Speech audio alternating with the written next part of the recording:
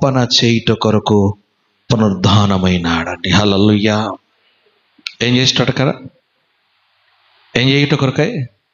నీ కొరకు విజ్ఞాపన చేయుట కొరకు. హల్లెలూయా, హల్లెలూయా. ఈ రోజున నీవు నేను రక్షించబడ్డాము. మనమందరం కూడా క్రీస్తును కలిగి నమ్మినామంటే ఆయన తండ్రి దగ్గర విజ్ఞాపన చేయటం వలన నీవు నేను రక్షించబడ్డా.